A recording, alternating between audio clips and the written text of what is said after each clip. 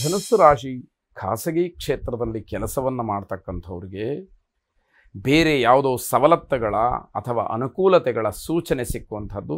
ಮನಸ್ಸಿಗೆ ಏನೋ ಒಂದು ರೀತಿಯ ಹರ್ಷ, ಸಂತೋಷ, ನಾನು ಇದೇ ಕೆಲಸದಲ್ಲಿ ಮುಂದುವರೆದರೆ ನಾಳೆ ಮುಂದಿನ ದಿನದಲ್ಲಿ ಇನ್ನಷ್ಟು ಮತ್ತಷ್ಟು ಅನುಕೂಲತೆಗಳು ಆಗಬಹುದು ಅನ್ನುವಂತಹ ಭಾವನೆ, ಆ ಒಂದು ಸಮಾಧಾನ ಮನಸ್ಸಿಗೆ ಸಿಕ್ಕುವಂಥದ್ದಾಗತ್ತೆ. ಸಂಪಾದನೆ ಮಾಡ್ತಕ್ಕಂತಹ ದೃಷ್ಟಿಯಲ್ಲಿ ತುಂಬ ಆತ್ಮಸ್ಥೈರ್ಯ ಹೆಚ್ಚಾಗುವಂಥದ್ದು. ನಾನು ಏನೇ ಆಗಲಿ ದುಡ್ದೇ ದುಡಿತೀನಿ ಅಂತಕ್ಕಂತಹ ಭಾವನೆ, ದ್ರವ್ಯಾರ್ಜನ ಸ್ವಭಾವ ಅಂತ ಜ್ಯೋತಿಷ ಹೇಳ್ತಾ ಇದ್ದಾನೆ. ಆ ರೀತಿಯ ಸ್ವಭಾವ ಮನಸ್ಸಿಗೆ ಬರಬೇಕು ಅಂತಂದರೆ ಅದು ನಿಜವಾಗ್ಲೂ ಗಟ್ಟಿಯಾದಂತಹ ನಿರ್ಧಾರ ಅಂತ ಹೇಳಬೇಕು. ಖರ್ಚನ್ನು ನೋಡಿ ಧೈರ್ಯಗೆಡಬೇಕಾದಂತಹ ಪರಿಸ್ಥಿತಿ ಏನೂ ಇಲ್ಲ. ಖರ್ಚಾಗತ್ತೆ, ಸಂಪಾದನೆ ಮಾಡ್ತೀನಿ ಅಂತಕ್ಕಂತಹ ಆತ್ಮಸ್ಥೈರ್ಯ ಇದೆಯಲ್ಲ, ಅದು ನಿಮ್ಮನ್ನು ಕೈ ಹಿಡಿತಕ್ಕಂಥದ್ದಾಗತ್ತೆ.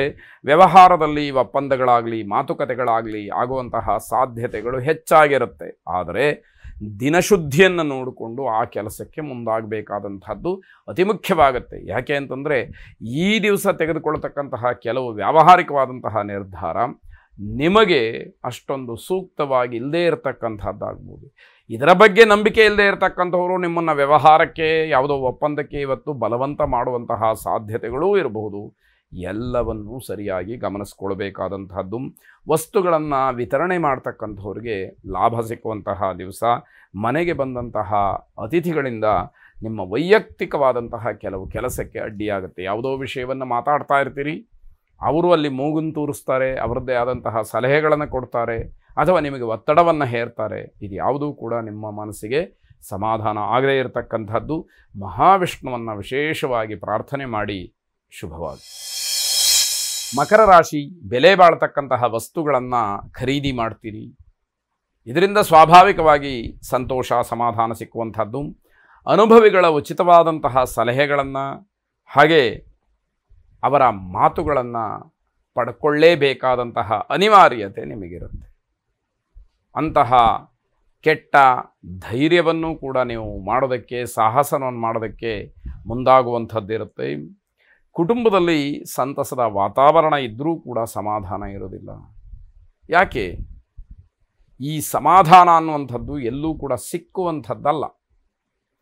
ಪ್ರತಿಯೊಂದು ವಿಷಯದಲ್ಲೂ ಕೂಡ ನಾವು ಸಮಾಧಾನ ಪಟ್ಟುಕೊಳ್ಳಬೇಕು. ಬರುವಂತಹ ಸವಾಲುಗಳನ್ನು ಸಮಸ್ಯೆಗಳಾಗಿ ಆಗದೇ ಇರೋ ಹಾಗೆ ಎದುರಿಸಬೇಕು. ಇರೋದರಲ್ಲಿ ತೃಪ್ತಿಯನ್ನು ಪಡಬೇಕು. ನಮ್ಮ ಪಾಲಿಗಿರುವಂತಹದ್ದನ್ನು ನಾವು ಅನುಭವಿಸಿ ಅದರಿಂದ ಸಂತೋಷವನ್ನು ಗಳಿಸಬೇಕು ಅನ್ನುವಂಥದ್ದು. ವಿದೇಶದಲ್ಲಿ ಇರತಕ್ಕಂಥವ್ರಿಗೆ ಯಾವುದೋ ವಿಷಯದಲ್ಲಿ ಶುಭವಾರ್ತೆ ಸಿಕ್ಕುವಂಥದ್ದು. ಆಸ್ತಿಯನ್ನು ಖರೀದಿ ಮಾಡೋದಕ್ಕೆ ಹಣ ಕೈ ಸೇರುತ್ತೆ. ಮನೆಯಲ್ಲಿ ಎಲ್ಲವೂ ಕೂಡ ಶುಭ ಅಂತ ಹೇಳಿ ಅನಿಸುವಾಗ ಮನಸ್ಸು ಯಾಕೋ ಹಿಂಜರಿತಕ್ಕಂತಹ ಸಂದರ್ಭಗಳೇ ಹೆಚ್ಚಾಗಿರುತ್ತೆ.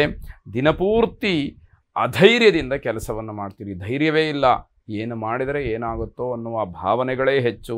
ಮಹಾಲಕ್ಷ್ಮಿಯನ್ನು ವಿಶೇಷವಾಗಿ ಪ್ರಾರ್ಥನೆ ಮಾಡಿ ಆರ್ಥಿಕವಾಗಿ, ವ್ಯಾವಹಾರಿಕವಾಗಿ, ವಿಶೇಷವಾಗಿ ಮಾನಸಿಕವಾಗಿರತಕ್ಕಂತಹ ದುಗುಡ ದೂರವಾಗಲಿ. ಶುಭವಾಗಿ. ಕುಂಭರಾಶಿ, ಯಾವುದು ನಿರೀಕ್ಷಿತವಾದಂತಹ ಕೆಲಸ ಇದೆಯೋ ಅದಕ್ಕೆ ವಿರುದ್ಧವಾದಂತಹ ಮನಸ್ಸು. ಈ ಕೆಲಸ ಇವತ್ತು ಆಗಬೇಕು ಅಂತ ಹೇಳಿ ನಿಮ್ಮ ಪ್ರಯತ್ನಗಳು ನಡೆದಿರುತ್ತೆ. ಮನಸ್ಸು ಮಾತ್ರ ಆ ಕೆಲಸದಿಂದ ಏನೂ ಪ್ರಯೋಜನ ಇಲ್ಲ, ಉತ್ತಮವಾದಂತಹ ಫಲಿತಾಂಶ ಸಿಕ್ಕುವುದಿಲ್ಲ ಅಂತ ಮನಸ್ಸು ಹೇಳ್ತಾ ಇರುತ್ತೆ.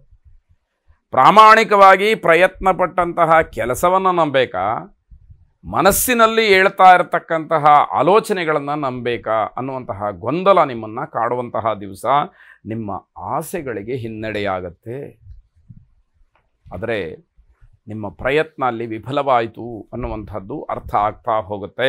ಉತ್ತಮವಾದಂತಹ ಅಧಿಕಾರ ಇರತಕ್ಕಂತಹ ಹಿರಿಯರಾದಂಥವರು ನಿಮ್ಮ ಮೇಲೆ ಸಿಟ್ಟಿಗೆ ಹೇಳ್ತಾರೆ.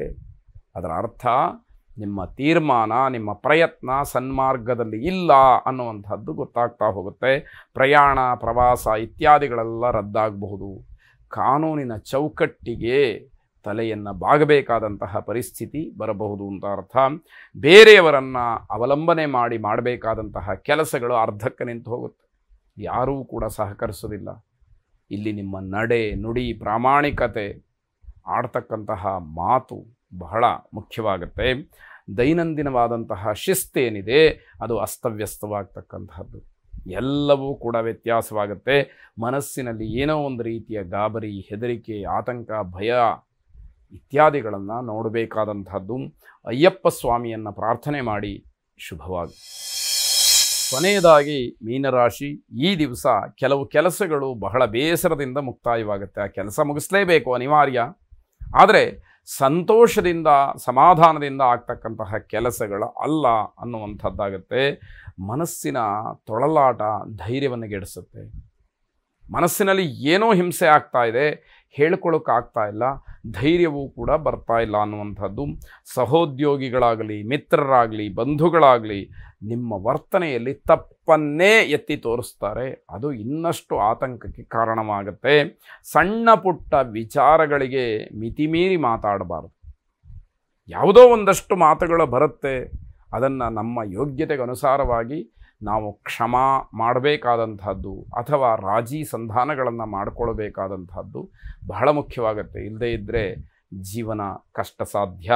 ಹಲವಾರು ರೀತಿಯ ಕಾನೂನಿನ ತೊಡಕುಗಳು ನಿಮ್ಮ ಜೀವನದಲ್ಲಿ ಎದುರಾಗ್ತಕ್ಕಂತಹ ಸಾಧ್ಯತೆಗಳ ಸೂಚನೆ ಈ ದಿವಸ ನಿಮಗೆ ಗೊತ್ತಾಗುತ್ತೆ. ನನಗೇ ಎಲ್ಲ ಗೊತ್ತು, ನಾನು ಹೋರಾಟವನ್ನು ಮಾಡ್ತೀನಿ ಅಂತಕ್ಕಂತಹ ಮಂಡು ಧೈರ್ಯ ನಿಮ್ಮನ್ನು ಇನ್ನಷ್ಟು ಹಿನ್ನಡೆಗೆ ಕಾರಣವಾಗಿ ಮಾಡುತ್ತೆ ಎನ್ನುವಂಥದ್ದು. ಆರೋಗ್ಯದ ಬಗ್ಗೆನೂ ಕೂಡ ಸ್ವಲ್ಪ ಗಮನ ಇರಲಿ. ಬೆನ್ನಿನ ಮೂಳೆಗೆ ಸಮಸ್ಯೆ ಆಗ್ತಕ್ಕಂತಹ ಸಾಧ್ಯತೆ, ಆ ಸೂಚನೆಗಳು ಹೆಚ್ಚಾಗಿದೆ. ಅಗತ್ಯವಾಗಿ ವೈದ್ಯರ ಸಲಹೆಯನ್ನು ಪಡ್ಕೊಳ್ಳಿ ಅಂತಕ್ಕಂತಹದ್ದು. ಅಮೃತ ಮೃತ್ಯುಂಜಯನನ್ನು ವಿಶೇಷವಾಗಿ ಪ್ರಾರ್ಥನೆ ಮಾಡಿ ಆರೋಗ್ಯದಲ್ಲಿ ಉತ್ತಮವಾದಂತಹ ಸುಧಾರಣೆಯಾಗಲಿ. ಶುಭವಾಗಿ.